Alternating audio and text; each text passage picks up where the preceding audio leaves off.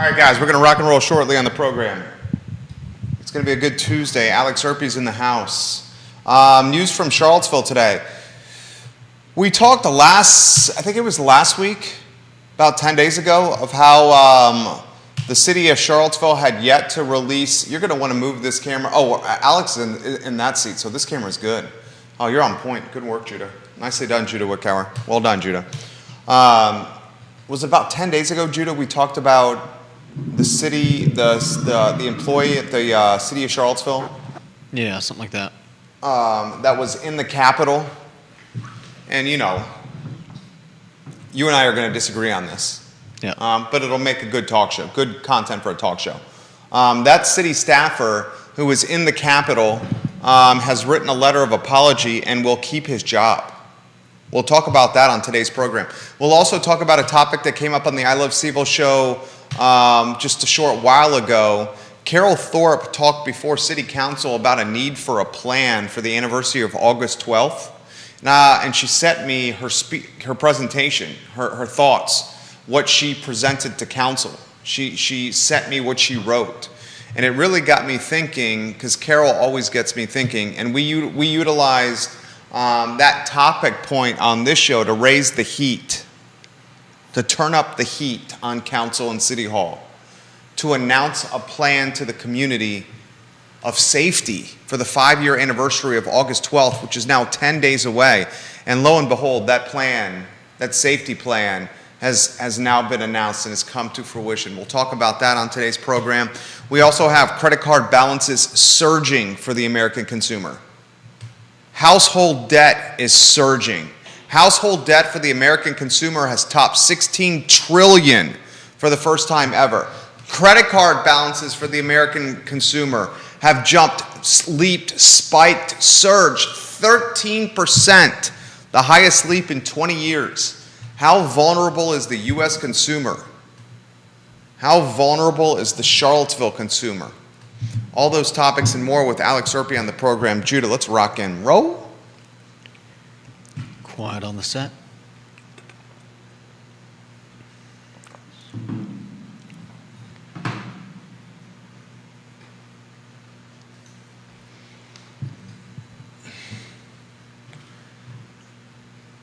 Good Tuesday afternoon, guys. I'm Jerry Miller, and welcome to the I Love CVille show. Thank you kindly for joining us. A Charlottesville, Central Virginia, Commonwealth, country, and worldwide audience at our disposal. The show presented by Skooma Boutique Dispensary. The best dispensary in Charlottesville is a local dispensary with a location on the downtown mall and one on Elliewood Avenue. Skooma Boutique Dispensary. We have a lot to cover on today's show. We have a man who works for the city of Charlottesville in the IT department who was outed, doxxed by a local journalist and activist, Molly Cogner, Socialist Dog Mom on Twitter. She does a phenomenal job on her Twitter account. We frequently read Molly Cogner and Socialist Dog Mom. We encourage you to do the same and support her Patreon. Molly outed, doxxed the IT staffer in City Hall who was inside the Capitol in what was one of the ugliest, most infamous days in U.S. history. Americans storming the Capitol.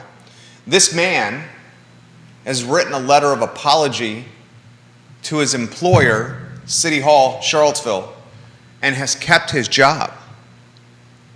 That letter of apology was enough contrition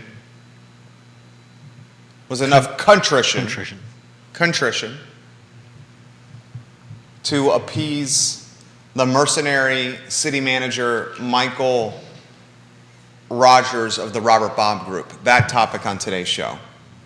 Plus the man, the employee of City Hall, he has a history of pulling guns on people. We'll tell you that on today's show. The 5-year anniversary of August 12th is 10 days away. 5-year anniversary of August 12th, 10 days away.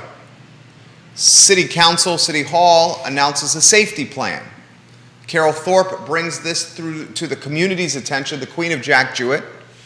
After her speech, her presentation, her sharing of perspectives to City Council, she passes along to me what she relayed to the men and women on the dais. We then use that as the foundation on our platform to turn up the heat. To turn up the heat on council and respectfully insist and demand on council announcing a plan of safety for the 5-year anniversary of August 12th. Well, now we have that plan. We'll talk about that today on the show. We will talk credit card balance is spiking 13%. We'll talk U.S. household debt topping $16 trillion for the first time in American history. We'll talk about the vulnerability of the American consumer in comparison to the Charlottesville and Central Virginian consumer. All those topics and more on a gorgeous Tuesday. Judah Wickhauer, two shot. You and I are going to disagree on the civil staffer keeping his job. Let's get to that topic in about 90 seconds. Before we do, let's dot the I's and cross the T's on the August 12th safety plan that was recently identified, outlined, and spotlighted and relayed to the community by City Hall. I'm glad it was announced. We utilized this platform to turn up the heat, J-Dubs, on Charlottesville and City Hall, saying, why in God's name would you just not manage perspective and tell us what the plan is of safety? Yep. That's all we said, right? We said we're taxpayers. We love this community. All of us do. We live in this community. Just let us know what the plan is. Yeah. And now they've said that the Charlottesville Police Department is monitoring message boards to identify threats. The Charlottesville Police Department will work in conjunction with the Ting Pavilion as they host Fridays After 5 on August 12th. I don't know if I personally would be going to Fridays After 5 on A12 on the 5-year anniversary. That's just me, okay? Some people may disagree. They're going to have extra police patrols around the downtown mall, Judah. They're going to increase available coverage in parks and around the downtown mall, which can be activated quickly in response to any pop-up emergency that might occur. The CPD is having ongoing communications with state and regional partners to be prepared quickly to respond to any incidents that may occur. At this time, the City of Charlottesville will initiate following street closures from 6 p.m. on August 11th through 6:30 a.m. on Sunday, August 15th. They're going to close Heather Heyer Way, 4th Street. Public transit provided by Charlottesville Area Transit will operate on a normal schedule. So they're giving us ideas of what they're going to do. Yeah, I mean, I think this is all the stuff that they already had planned. I'm sure they were listening to chatter on on intelligence channels to see if they thought anybody was coming to cause trouble, and it doesn't sound like they have any information. It doesn't sound like anything has come up to indicate that we have anybody coming to Charlottesville. Yeah, they said that. And They've indicated no credible threats. They're right around the corner. So if anything happens at the park or downtown, they're like meters away. And I think the best thing that I've heard is closing Heather Heyer Way. Yeah. That's just even Common sense. Yeah. Do you buy this from Kevin Yancey? Kevin Yancey's the king of Waynesboro. He says, if you alter your normal daily life or plan, Jerry and Judah, they have already won. I don't buy that. I agree. I don't buy that. Well, you're pro closing 4th Street, Heather Heyer Way. That's altering life. But I mean, what have they really done? They've announced that they're going to have more patrols and they're going to close 4th Street. Did they and really they're going to announce closely they're gonna have more monitor patrols? Ting Pavilion. What's that? They haven't done anything. If you think about it, 4th Street is always closed during Fridays After 5. So Heather Heyer Way is always closed during Fridays After 5. I The don't Charlottesville- think they're really doing anything different. I'm right. But what they're doing is they're managing perception. Yeah. This is the brilliance of it and what we ask them to do. When you relay this to the community, it manages perception, and the perception is, hey, we're on top of it. Rest easy. And that is value. It's like, what's the old saying? Showing up to work is like 70% of your job, showing up to work on time and showing up to work every day. Okay. Manage the perception. Showing up to work and being on time to earn the promotion. Manage the perception. Here's the plan of attack for August 12th, the 5-year anniversary, and you earn the community's trust. Anyone who watches this program realizes that I am pro-blue. I am pro-blue. Anyone who watches or listens to this show, we don't have jobs where we put our clothes on in fear for our lives. Right. I have to talk on a microphone and manage some clients and help them earn some extra money and keep some office and some residential investments full. Mm-hmm. In the grand scheme of things, it's marginal. Now let's get to the topic we're going to disagree on. And giddy up and get ready, Charlottesville, on this. Scott Aaronworth, Neil Williamson, welcome to the program. Alex Erpy is going to join us in about 10 minutes. We're going to be talking about credit card debt surging in America. We're going to be talking about $16 trillion of household debt in America, the highest it's ever been. Scott Aaronworth, the Esquire in Virginia Beach, the king of Virginia Beach, says my client showing up for court is 80% of the game. Exactly. You know what the thing, you know why? You know one of the secrets of success? One of the secrets of success. Do the things that are common sense. Show up to work early. Finish your shift a little bit late. Show the boss you're putting in the effort. Communicate. Tuck in your shirt. Wear a shirt that's not wrinkled. Look at people in the eye and shake their hands. Yes, sir, and no, sir. These very basic things are common habits of successful people, and folks ask folks like that have accrued some success, you must have been lucky, or how did you do it? There's no secret sauce.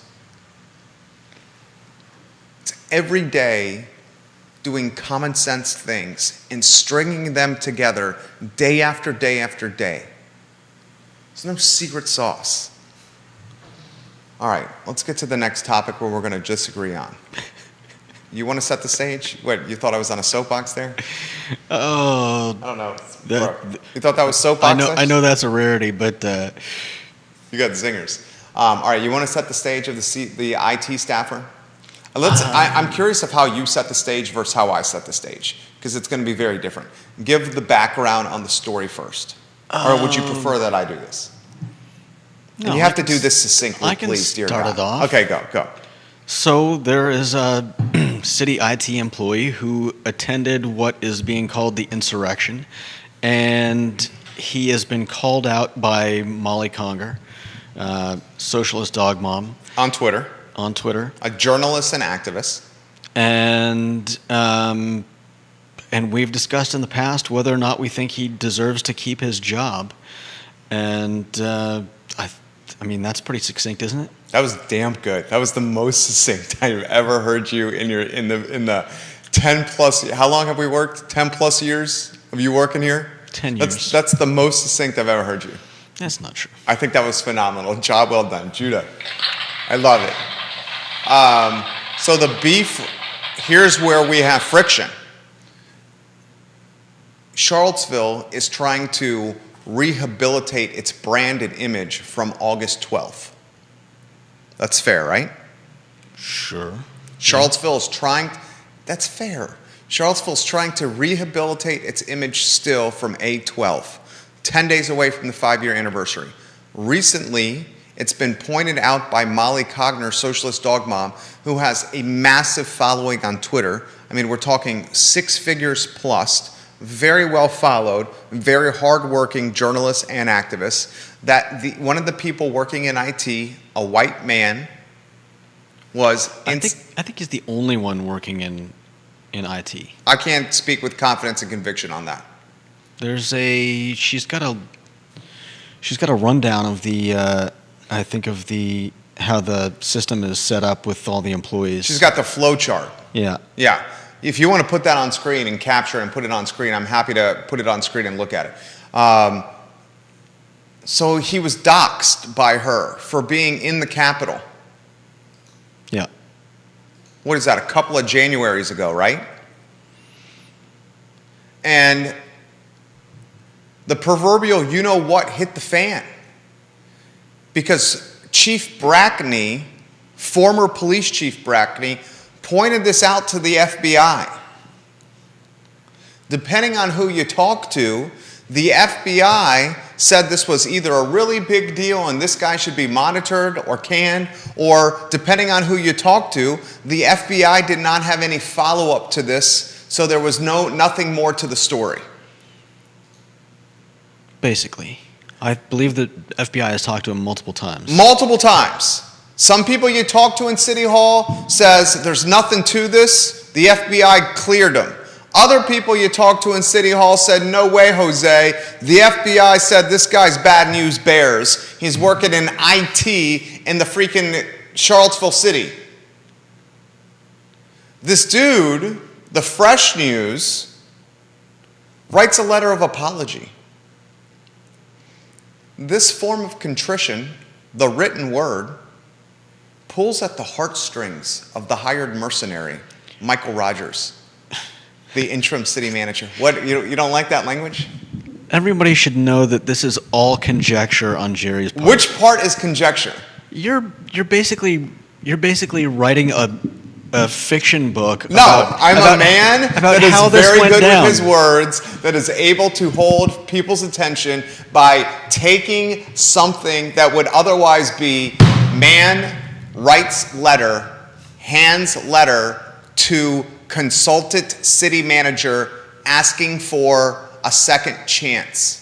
I'm not saying... You want me to talk like that? I'm not saying you should talk like that. I'm just That's what it is. Instead, letting our viewers know that you're embellishing this. I am not embellishing. You are. Which part was embellished? He's a hired gun. He's a mercenary city manager. He's a pay-for-play city manager. What's wrong? What's embellished there? What, pulled at his heartstrings? Is that? You want me? Do we really have to go through word by word?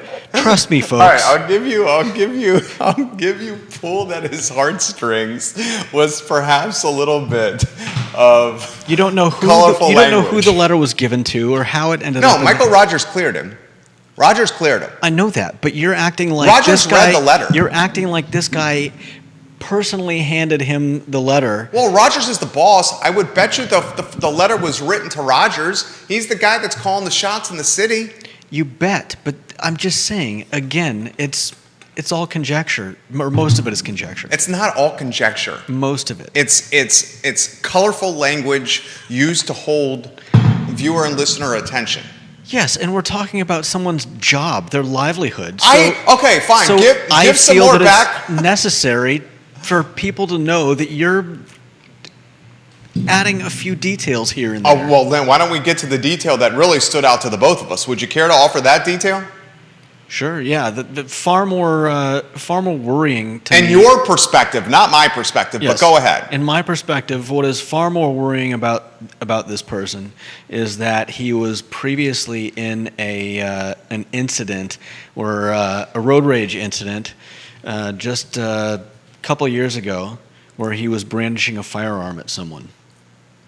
Yeah. Followed a woman and pulled a gun on her at a red light. That is far more worrying to me. Angry driver gets pissed off at somebody else, pulls hard steel, a weapon, in anger. Grief. That's what he did. We need to get He pulled steel on her. That's what he did. Okay? All right, we'll get serious here. Dude pulled a gun on someone in a road rage incident, right? Documented that he did this, right? Dude also was doxxed by a Twitter superstar for being inside the Capitol on a pretty crappy day in American history. Dude works in IT for the city. Yeah. Dude has access to sensitive information associated with city residents. Dude, if you don't believe that, you're crazy. If you basically just told me you got the flow chart of employees that you could put on screen, let the viewers and listeners know when he's on screen. I gotta find this thing. You just said earlier in the show he's the only guy in IT. Here's a guy who pulled a gun on somebody. Here's a guy who pulled a gun on a woman in a road rage incident. A guy who was inside the Capitol during freaking a riot. And a guy who is, you just said, the only person in IT in the city. And we're not supposed to wonder, does he have access to sensitive information? Come on. Where there's smoke, there's fire. You disagree? You disagree. How do you disagree? Viewers and listeners, do you disagree? Do you disagree? Gun, road rage, in the Capitol, during an insurrection, IT access. You're not worried about this? No one? You got the flow chart on screen? Just about. What am I missing here? What am I missing? That's a question for you there, J-Dubs. What are you missing? I mean, Yeah. you don't know what he has access to. Okay, so let me understand something. This is what we're going to do, and then you please offer your perspective. You want to give the guy the benefit of the doubt after he pulled a gun in a road rage incident. You want to give the guy the benefit of the doubt after we know he's been in the Capitol during a riot. You realize that I didn't utilize words like he stormed the Capitol. Okay? I appreciate that. I said he was in the Capitol during the riot. I wanted to use words like he stormed the Capitol with momentum and fury. Instead, I said he was in the Capitol. He pulled a gun in a road rage incident, and he has IT credentials. You say keep him on staff. All right, here's the chart. You say keep him on staff. Look at the workflow chart. Look at the screen. Look at the screen. Everyone look at the screen. Look at the screen now. Look at the screen. Did not say keep him on staff. Yes, so you're saying he should keep his job. Which one is he here? Tell us where he's at. He is the gray center right, just under the green. All right, so he's in the middle. Gray center right. Is that Alan Grote right there? Gray center right. Yeah. He's the PS text board, and this is he's in risk reduction. This is no, DC Powers is the head of risk reduction, and he is reports to DC Powers. Yeah, and risk reduction. And he works in risk reduction. And there is no evidence to support the fact that he does not do a fantastic job in his official capacity. That's accurate. That's fair. My problem is that I'm not suggesting that he should keep his job. I'm not suggesting that he should be fired. What I am suggesting is that it's none of our effing business. We are not the I respectfully disagree. We but are not finish your the perspective. gatekeepers of who gets to work where. I can understand if there was evidence that there was a problem in his current position based on things that he has done, but if his bosses don't feel the need to get rid of him, then our inexpert opinion, along with everybody else's, is immaterial, and frankly, I find it problematic. Okay, I'll give you props for that. Because I cannot stand cancel culture, and anyone out there that thinks that cancel culture is a good thing can go take a long walk off a short pier. Okay, there you go. Judah Wickhauer bringing heat and fire. That was succinct and very well said. Give props to Judah Wickhauer there. I 1,000% disagree with you. Okay. I respect everything you just said, and I liked how you said it eloquently and succinctly, and you were not long-winded and you were to the point, but I 1,000% disagree with you. Okay. 1,000%. I want to get to a comic that says this better than I do.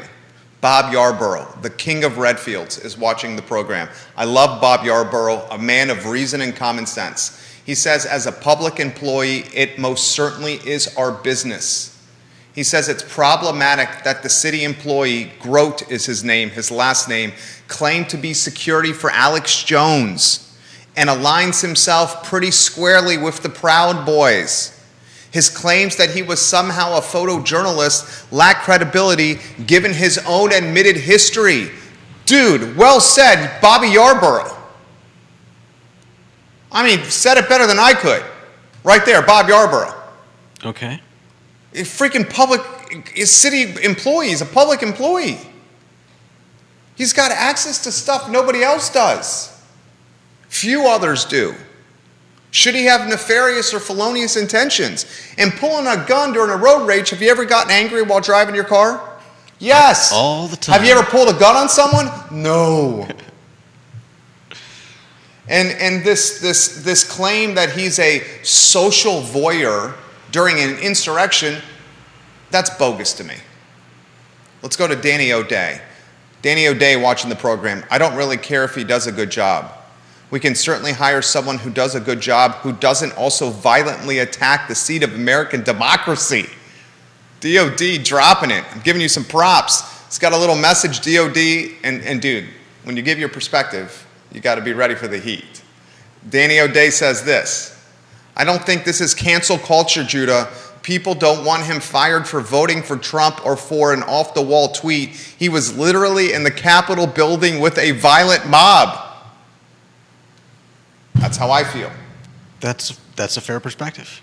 That's how I feel.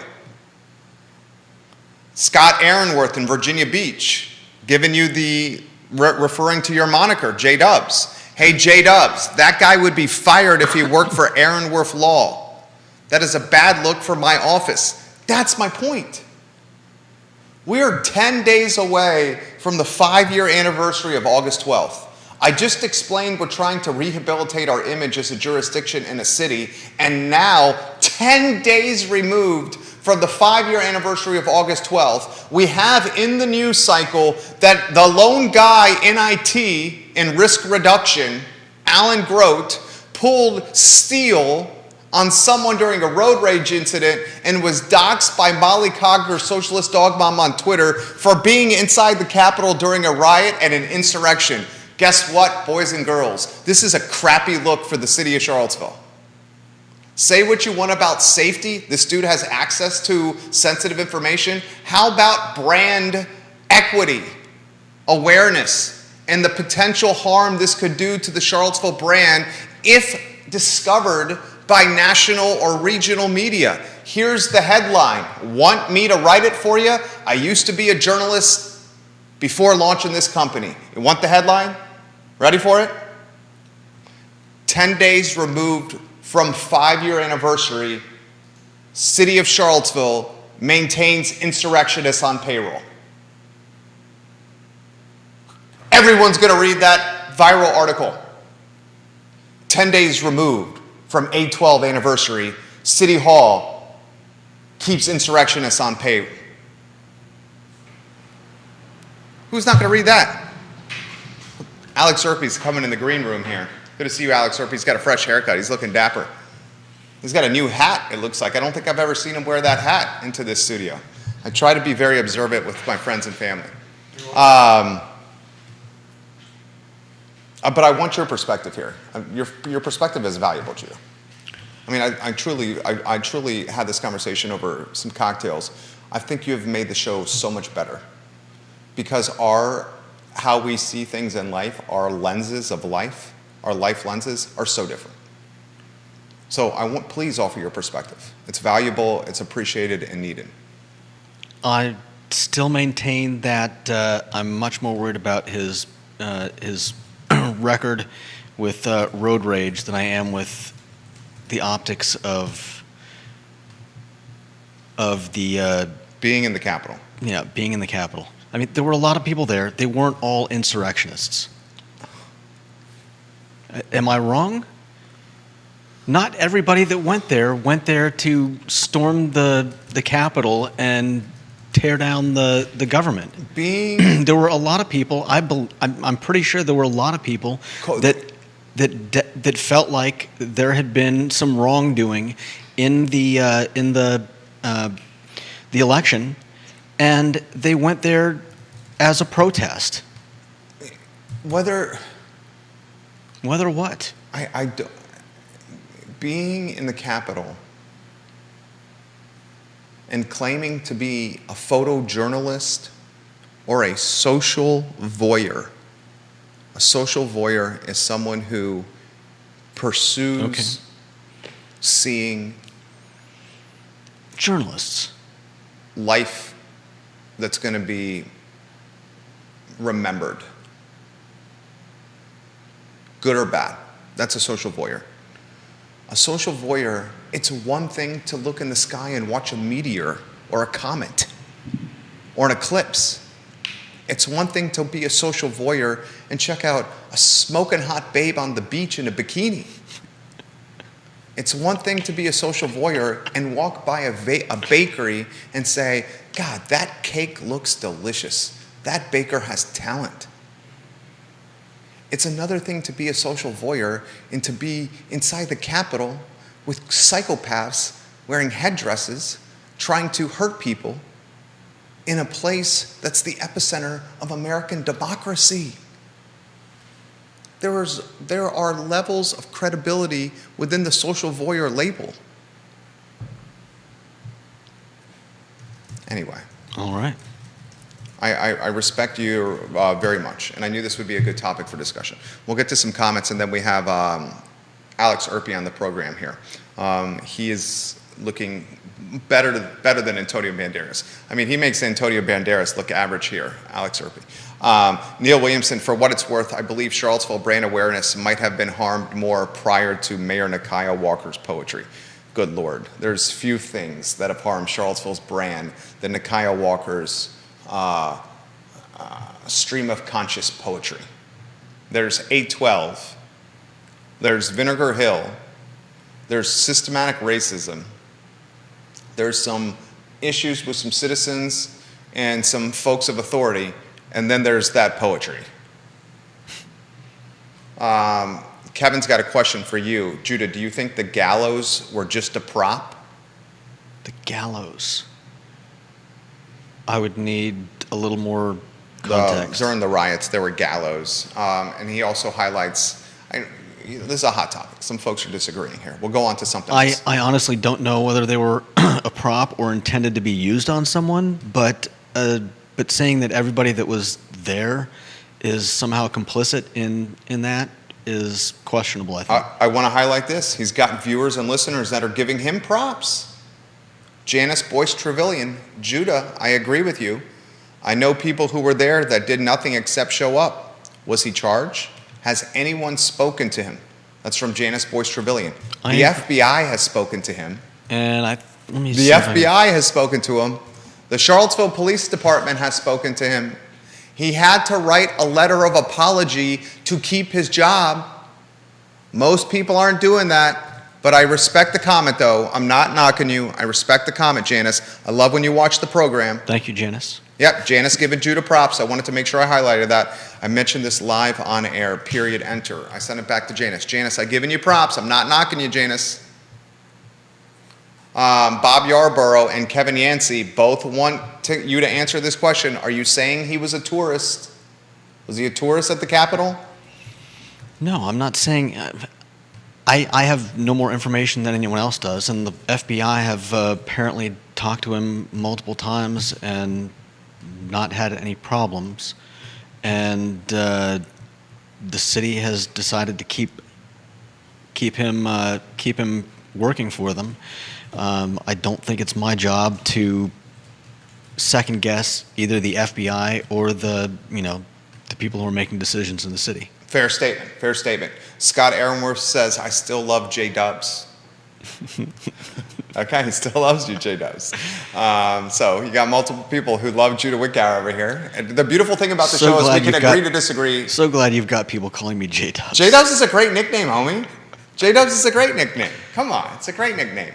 We got to get, should we get the Antonio Banderas of finance on set? We get Alex Erpy? Alex Erpy in the mix?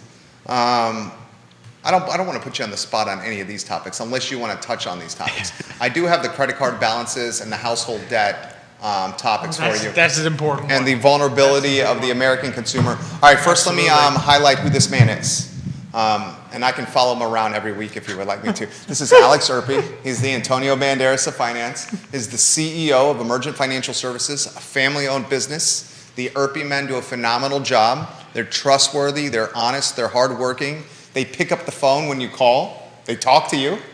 You have access to them. Yes, Imagine yes, that in indeed. financial services. Yes, That's pretty indeed. important. The people you talk to the first time, every time you call, you will get the same. You get the people. That's huge. It's called customer service. And he's an all-around great guy. And he and his father, Xavier, host Today y Mañana, a phenomenal show that's up for a Best of Seville. I believe we should be hearing about this soon. I'm hoping it'll be fun. I've never been up for Best of Seville in anything before, so it'll be interesting. Best podcast, and he's turned into quite the media mogul, recently highlighted by NBC 29. Yeah, I found out. Alex Erpy. I knew it was going to be to talk a little bit about just some tips for recession. Right. And making sure people are aware of my philosophy and Xavier's philosophy, and really everyone at Emergent. Our ideas, like we're optimistic people. Yeah. We like to be encouraging and hopeful, but we also like to be honest with people. So if we see recession here and you get 2 negative quarters of growth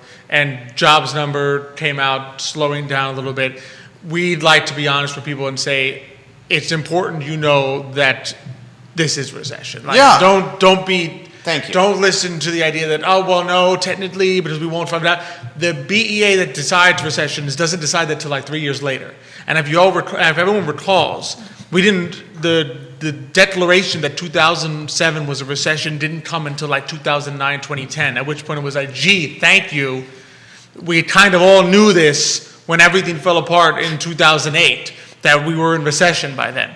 So throw that out the window, because the last thing I want is for people to be making poor decisions based on incorrect information. And what I mean by that is, we know there's been a lot of studies that a lot of the Great Resignation, the people that have been waiting for higher paying jobs to come, have been living slightly off their retirement savings.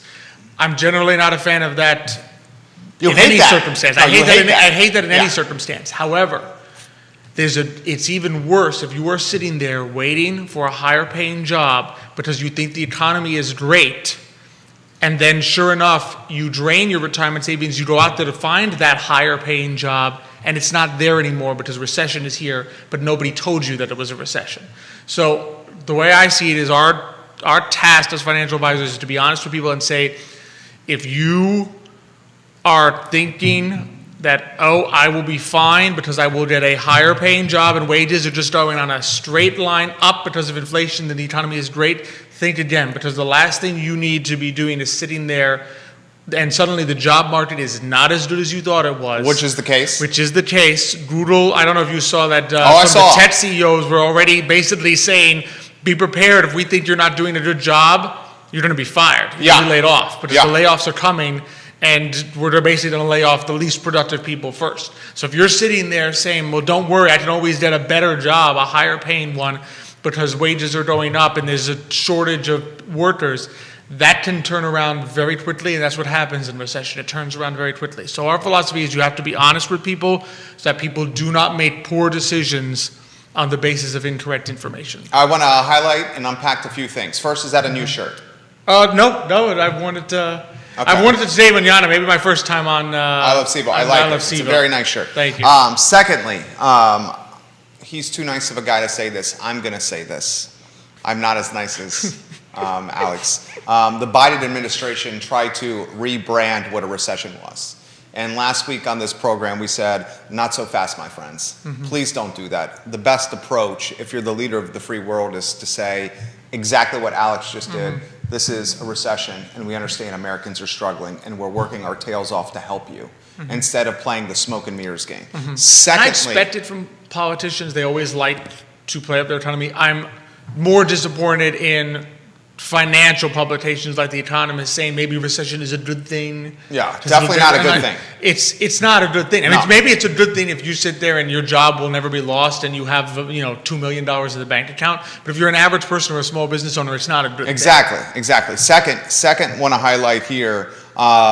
many Fortune 100 companies, many Fortune 500 companies are saying we've slowed hiring, or if not stopped hiring, and we're reducing human capital off our payroll. So this work from home mindset, I think you're going to quickly, very quickly see go away. Because it's going to be the people that get the FaceTime with the bosses that are going to be getting their jobs in the promotion. And employers are looking to make people expendable because they have to save money on the bottom line. The people that are not at work are going to be the ones that, if they're not truly producing and even higher clips, are going to be the expendable ones. Now, I want to relay a couple of data points to our friend here. Household debt just surpassed $16 trillion in the second quarter for the first time in American history. That's a boatload of money. Credit card balances jumped 13%. Which is not good. Which is not good. And we've been talking about this. Let me see if I can give the exact metric for you. So the question I have for you, I see this as positive. Inflation potentially maybe plateauing. Some people are saying this. Commodities are starting to drop in price, most notably gasoline.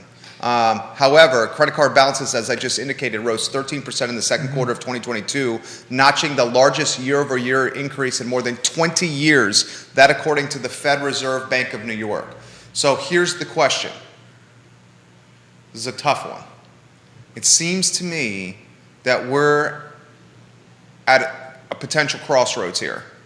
You got Americans struggling to get through this post-COVID inflationary world by putting a lot of money on credit cards, and those credit cards have floating debt rates that are escalating, which is making the payment even harder to do. Absolutely. Commodities, however, and inflation may be plateauing. What is the crossroad? What road is the economy going to take here? So typically, what you typically see is that recession should depress prices. However, I'm not quite confident to be able to claim that we see inflation plateauing yet. Okay. Two reasons. One, you still have you even had one, it's not the Federal Reserve chair, but one of the Federal Reserve governors basically said it's still running high. Okay. Higher than they would like to see. Two, again, producer price index is still higher than consumer price index. So what the prices that the retailers are seeing before it gets to the shelves is still higher than the increase in prices that we are seeing on the shelves. That typically means that there's still upward pressure on prices. So unfortunately, I don't think we're yet out of the woods there yet. Now, we may see, hopefully we see some producer price index levels dropping. Until we see that, I'm not quite convinced that it's plateauing yet. Okay. And that worries me as well, because of course the last thing you need is a stagflation scenario where now you have a bad labor market and inflation. Well, if it hasn't plateaued, then we could expect more rate hikes. What's what you're saying? Which I think, even deeper rate hikes. Maybe not. I wouldn't say deeper in the sense of in one shot a higher rate hike. I suspect the Federal Reserve is not going to do more than the 75 basis points they've been doing in one shot. It's entirely possible, and I think probably likely, and Xavier can disagree with me, I don't know if he'll disagree with me on this, that we will see more rate hikes for the remainder of this year. Whether that continues next year remains to be seen. Depends how deep the recession is, how long it lasts. There have been short recessions in American history lasting a year. There have been, as we saw in 2007, 2008, 2009, there have been longer ones. So it's impossible to say at this point how long that will be. But I do think that inflation is going to be with us a little while longer, at least through the rest of the year. The House, you ready? You want to jump in? Yeah. Sorry. I think inflation is more than just what we're seeing in gas prices. And yes, it's great that gas prices are going down. It's great that not everything is, turning against us. But I think there's a lot more involved. And I think part of this whole there's a credit cycle going on. And I think what you mentioned with the credit card debt going massive, jumping 13%, has to do with that. And it's just, I mean, there's, people are afraid of what they're seeing. They're trying to either, if they're lucky, they're trying to hold on to what savings they do have by using credit. If they're not lucky, they're probably using credit to shore up what they don't have, Exactly. which is terrifying. That's 100% happening. And if this gets too out of hand, it's going to be, it might even be worse than the inflation we're seeing, because we're going to start seeing lots of people start defaulting on credit card debt. Yeah, and we're all worried about that. Let me throw this to you guys here, and maybe slightly a little bit more bullish than you guys here.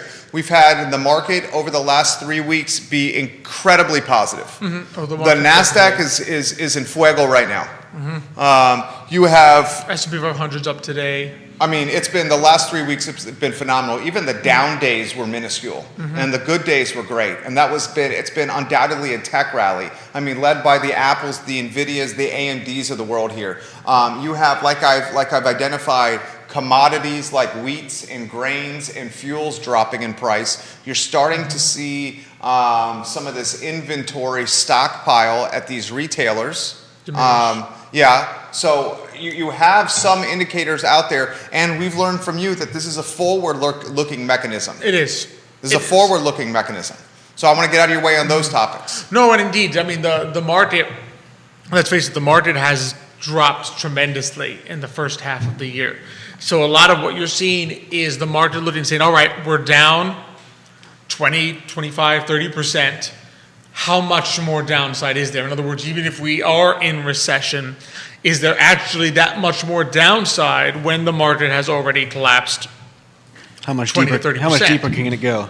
How much lower? Yeah, I think I read something somewhere that people were just so they were so down about how this year has begun that it just got to the point where July was kind of like, it can't get worse. Yeah, It was the bottom of weak confidence. We're like, good God, how bad can this get? It's got to turn. Exactly. And again, the market sits there and says, all right, if you consider it this way, right, the market is sitting there having priced in, because I think everybody knew throughout most of the second quarter that second quarter GDP was going to be negative, right? I think all of us talked about it here. You could sit there and look at the Atlanta Fed GDP tracker. You could just feel it. And you could feel it. Yeah. You saw that number was minus 1.2 the whole time. You sat and said that number has very rarely been extremely off. Sure enough, it was not that far off. It was negative. So you're sitting there and the market's pricing this information in. The market's pricing in negative growth, negative growth, negative growth. Now you hit the point where negative growth is officially recorded and the market says, all right, well, what's left from here? And at this point, we just don't know. So the market says, all right, even if there's another 10% downside, I'm willing to go in now because I think now's the time when I can begin over the course of the next couple of years to make back that minus 20, minus 30 that happened in the first half. So I think that's some of what we're seeing. And again, the market, the challenge is, of course, that the market and Main Street don't always go hand in hand. So we could be sitting here saying, all right, we have a positive stock market while Main Street is in the midst of recession. I mean, in some ways, that's kind of what we saw in 2009. If you recall, 2009 was a very good year for the market, right? But 2009 saw some of the deepest unemployment that we saw in the midst of that recession. Because really everything kind of collapsed at the end of, it had already been starting in 2007, but if you remember 2008, Lehman crisis, Bear Stearns goes under in the spring, Lehman goes under in the fall, complete collapse. 2009 is kind of the depths of that great recession in terms of unemployment.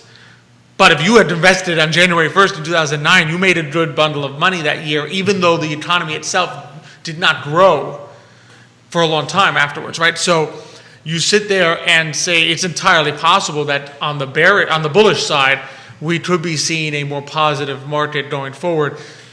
At the same time, where on the bearish side, we're sitting there looking at a labor market that weakens because of the lack of growth. Which is very unfortunate because that just widens wealth gaps and creates spacing, even more gap spacing between. Particularly if the average person has drained their 401k. Exactly what the point I was going to make, and even worse, drained 401k and has racked up floating debt on credit cards. That's worst case scenario there. Travis is watching in Danville, and he highlights artificial intelligence for the three of us. So here's his comment. Travis Hackworth, You make the show better daily, Travis. I have not met you in person, but you routinely comment on the shows, and I'm grateful for your viewership and listenership and the commentary and perspective you share on the program. The King of Danville says how artificial intelligence and automation will replace large swaths of workers is going to dictate a large swath of the current workforce and much faster than we think. He highlights Rob, and I'm going to mess up his last name, but Rob Irizarry, a tech entrepreneur and an investor based in Bozeman, Montana, who currently works as Oracle's Director of Customer Experience Optimization. And here's what the guy said. It means more jobs could be automated much sooner than we thought, and that was before the pandemic, end quote. And this is something we've talked about. Mm-hmm. I mean, let's just take take what we're doing at McDonald's locally. You go to the McDonald's on Pantops. My son and I have this little routine where we'll go and like swim or play some squash. Mm-hmm. And before going there, we'll get, he likes a sausage biscuit. He loves the sausage biscuit. So we get him the sausage biscuit, and he really loves the hash brown. He loves the crunchy outer layer. Mm-hmm. So he's eating the sausage biscuit and the hash brown while we're driving to wherever we're going. And we've noticed as we go to the McDonald's on Pantops, Alex, that it went from being staffed on a morning by like 8 or 10 team members to now they don't have a cashier because there's the screen, the kiosk, and they just have a food runner that's taking the food from the hot area where the food is staying hot under the heat lamp, mm-hmm. and then just bringing it to the people in the dining room. So they've taken away the 2 or 3 team members that were the cashier. Wow. And they've encouraged more to go by taking away seats in the dining room, which created less seating. So Travis's point, I'll pass the torch to you. The labor is an issue for everyone, finding it. And now, according to this article that we read about CNBC, the average American says their household needs to make $108,000 a year to feel financially healthy. The mom and pop's not going to be able to afford that. So they're going to look for other ways to staff their business, and automation is clear cut where it's going. Oh, absolutely. I mean, I just walked into a Kroger this morning, and I'm pretty sure the one on Barrett's, it had been a while since I was in. I'm pretty sure 2 more like checkout lanes got replaced by like a sliding conveyor belt do-it-yourself lane. Like I didn't recall seeing them before. It's some new. It's even more self-checkout lanes. And so you're going to see it happen. That's kind of what we've been talking about for a while now. For a lot of these retail jobs that people have not wanted to fill for a while, there's a good chance that when those jobs are not going to be there anymore. Right. They're just going to say, you know what, I couldn't fill it. I can't, the mom and pop is like, I can't afford to pay someone $20 an hour to do this part. I'm just going to replace it with a machine. And those jobs will not be there anymore. And the question is, what jobs open up to replace that? Typically in the past, when there have been major industrial changes, you think industrial revolution, tech revolution, new jobs replace the ones that went away. Until we see that happen, though, there's going to be some people who get left behind and are unable to find a job that fits their skill set. And I think that is something we may see more of. It's being somewhat masked. It has been somewhat masked, I should say, in the last 2 years because of the surplus of job openings versus, there were more job openings. There were people looking for work because of, the checks that people were receiving. People were staying home. People staying home. Yeah. You couldn't be evicted for a while, so you sat there and said, don't really need to pay rent. I can't be evicted. For a while, people were draining their retirement savings, waiting for that higher paying job. If that higher paying job does not materialize, the one you left behind may not be there anymore.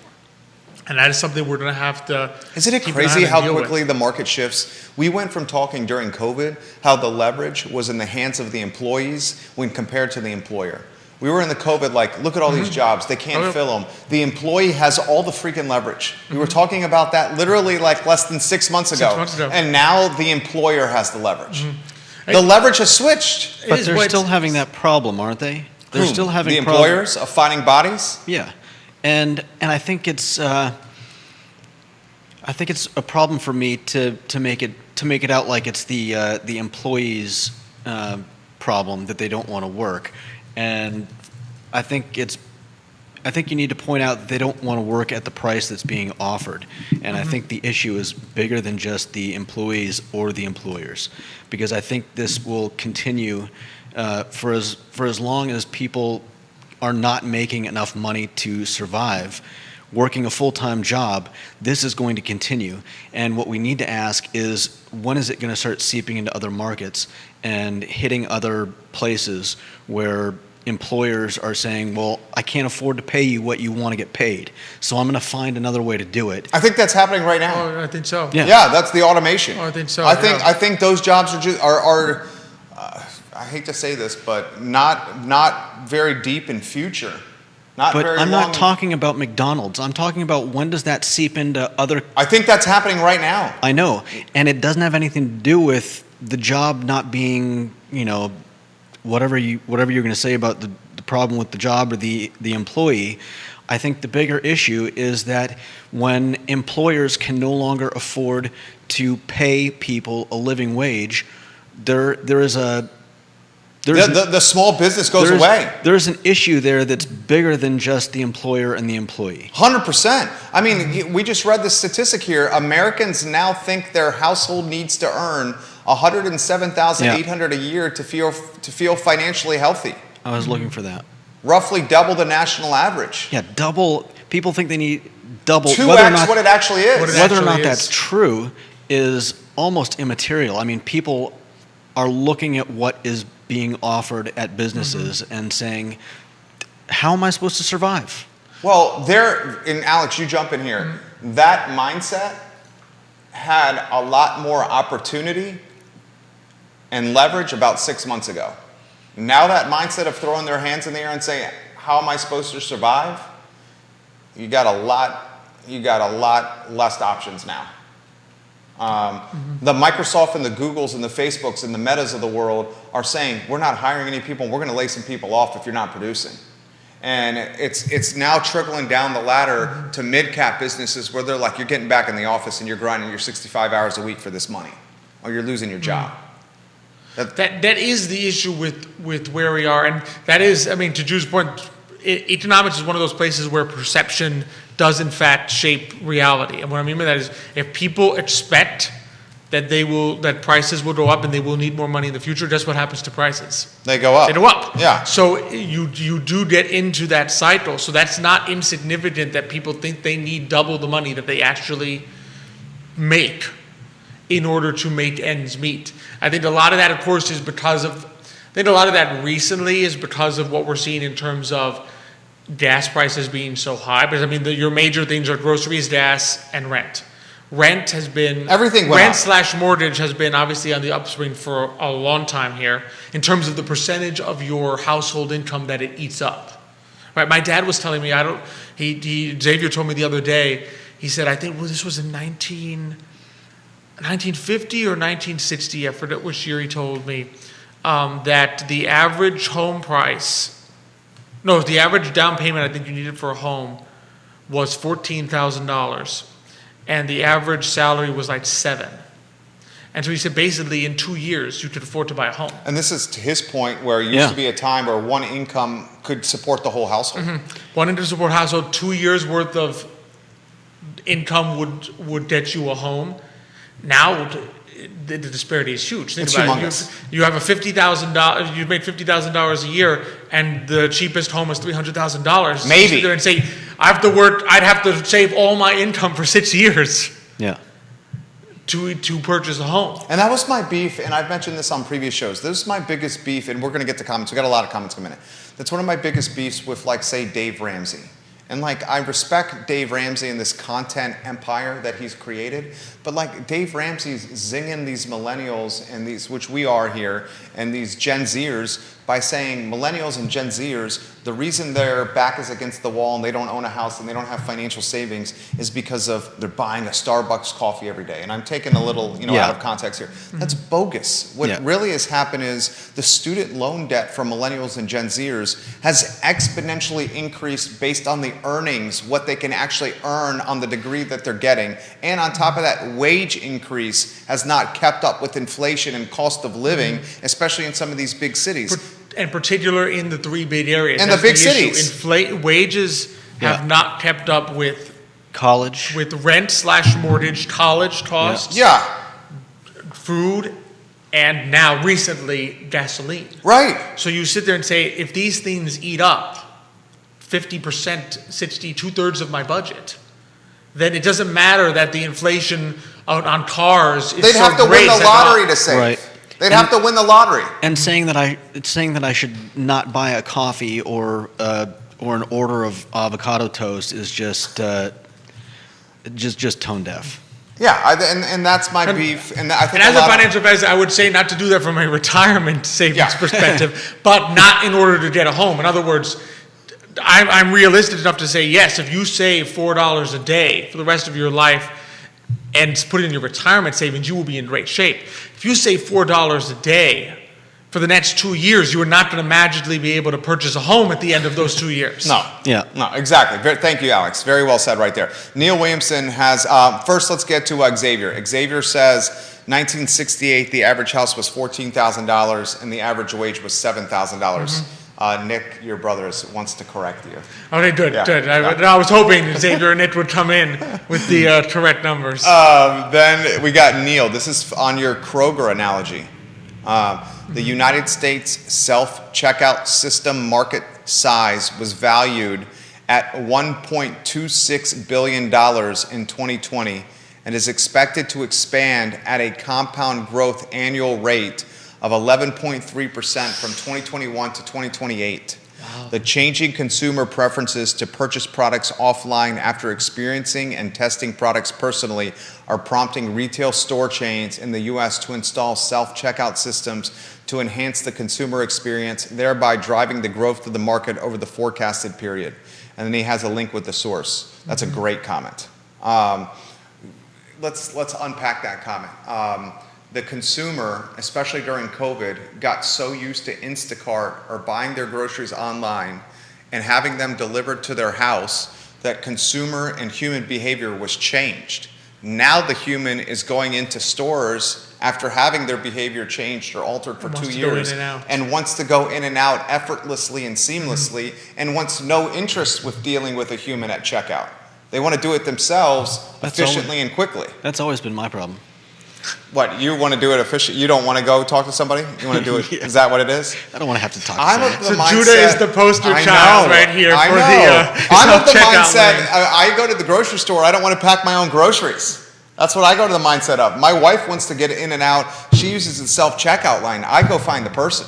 But either way, it's to Alex's point that these jobs are going away. Mm-hmm. And it's not just the checkout line, that's a microcosm of other similar skill level positions, right? That's what you're saying.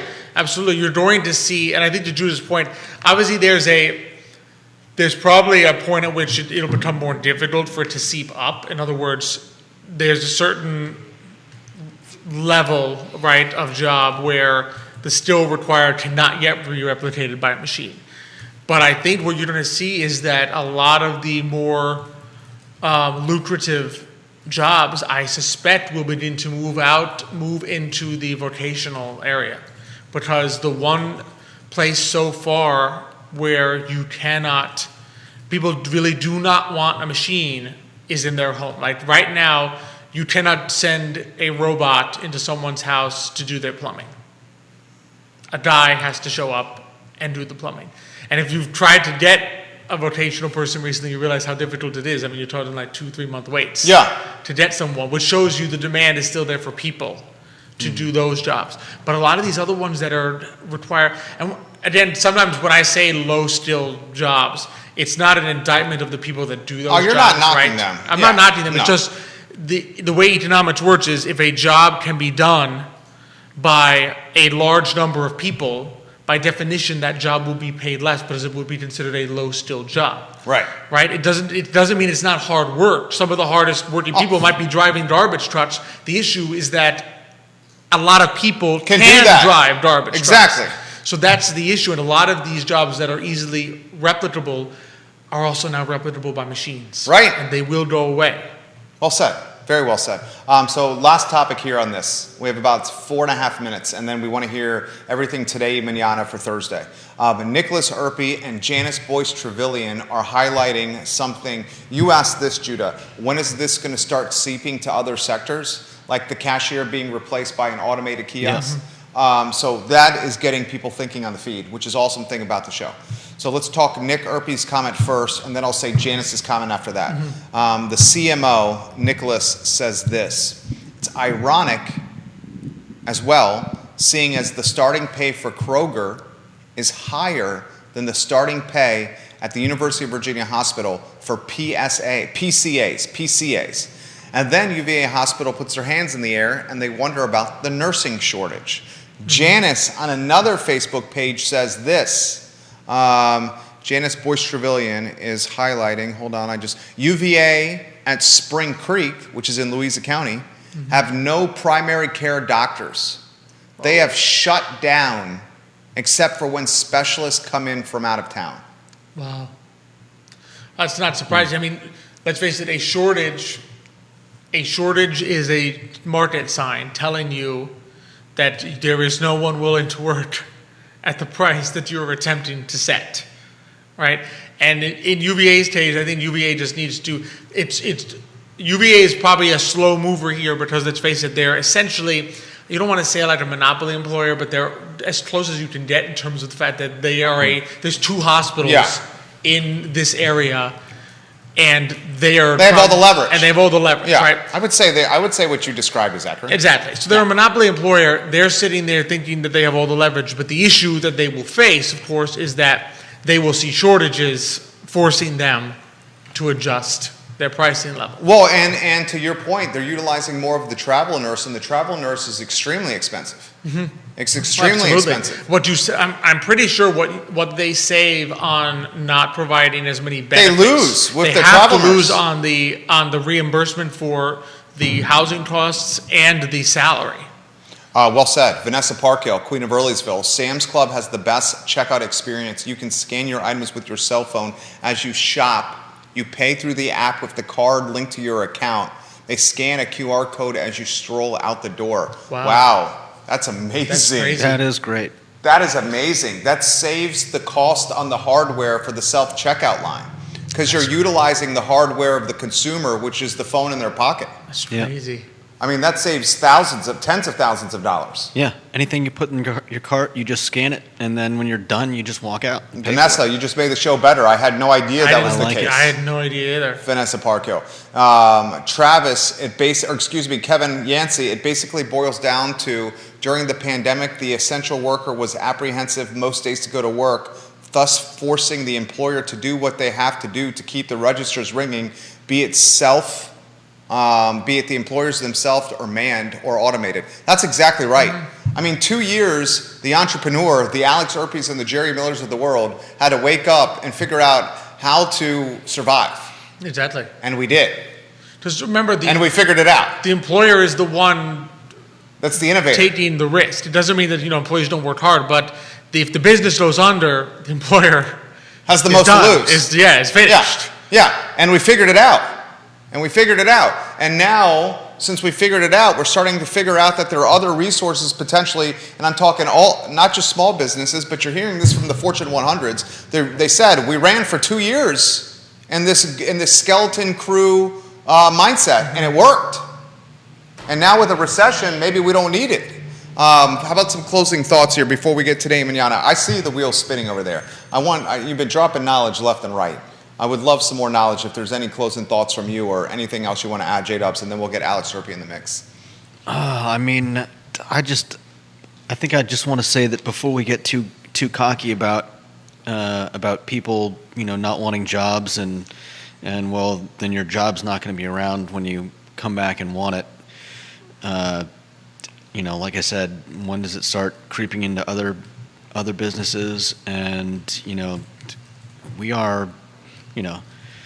We're a country and a world, and when we stop caring about each other and looking out for each other, those are the days that I'm afraid of. Okay, well said. I like No, that. it's true. I think you can't underestimate. I want to read this about a. It's not often that Mrs. Erpy sends me a comment while we're On the show? doing the show. Mrs. Erpy did? But anyone who knows Mrs. Erpy knows that my mom knows that she is a very sweet person. So she talks. She's the opposite. She's the anti-Judah. She's the opposite Judah? She goes and finds all the cashiers and she talks to them and That's what I always do. pitches. She's just like you, right? Yeah. And she said, she says, this is why perhaps the world is becoming rude and antisocial. Yeah. Yeah. If we lose the ability to talk to each other, to talk to people we don't know, and we just kind of like get in our little lanes and everything's machines around us. Well said. And our only companionship is this little thing here, which has no personality of its own and puts everyone else as names and not faces, it's surprising that we're having a much more difficult time talking and being nice to each other. Thank you, Mrs. Erpy. Round of applause for Mrs. Erpy. You know, I get the impression you're the same way. I mean, one of my favorite things to do in the world is talk to people. I still like going to the bank and cashing my checks with the teller. Right? Because I get to talk to them. You get to talk to them and see how it's going on. But I totally respect the other side as well. Well done, Mrs. Erpy. Thursday, continuing to do what we do on Today Mañana, you know, for all the challenges out there, right? We still, like my dad and I always say, we still believe in the small business person because they're out there, they're working hard, they're putting a lot of things on the line, they're taking risks, they're taking chances. So we always love highlighting them. So we're going to have on two different small businesses, you know, individuals out there. First is going to be Catherine Yes. So she's a mother, pianist, senior filmmaker, teacher, and collaborative artist of Puerto Rican descent. Sort of a Latina, I say Latina entrepreneur doing many things in Charlottesville is going to come on the show, as well as, let me pull up our second guest here, Matt Page, he's the owner of Life Cycle Organics LLC. He's going to join us on the show. So two entrepreneurs, let's put it that way. Two entrepreneurs, one in the more artistic field, one in the organics field that will come on the show, share what they do, their passion, because that's what it's going to take to get us out of this. I love it. Today y Mañana. They have a website, todaymañana.com. Todaymañana.com. They're phenomenal. The show airs Thursdays at 10:15 a.m., and it's absolutely dynamite. This is a perfect comment to close. Is this from Nicholas? I thought Nicholas's comment was really good, but I thought Katie's comment was better than Nicholas's. But hold Nicholas, on, let's get to Nicholas's Nicholas, I comment. love your comment. All right, Go on with right. Katie's. No. We'll get Nicholas's because I don't want him to feel sad that we didn't read his comment. Nicholas Erpy said this. One of the cashiers at Costco taught Elizabeth and I, Elizabeth is his beautiful wife, how to peel a lychee. Lychee, thank you. We had no idea, but we were willing to try them. Delicious and a great interaction. That's from Nicholas Erpy. Katie Pearl, I thought was a great way to close. Katie Pearl, who we love on this show. Alex, I met your mother after Mass one day. She's a joyful woman. That's a perfect way to Thank you close. for that. I can't describe it better myself. Joyful woman. She Katie is. Pearl calling Mrs. Erpy a joyful woman. Perfect way to close the show. Perfect way. Alex Erpy. Thank you, Katie. Judah Wickower, Jerry Miller, the I Love Seville show on a Tuesday with our homie Alex Erpy, the CEO of Emergent Financial Services. So long, everybody. Take care. That was beautiful. That was very That was nice. awesome. Very nice. I Very think your nice. mom's going to like that. I think so too. My friend, let me shake your hand. You're exceptional.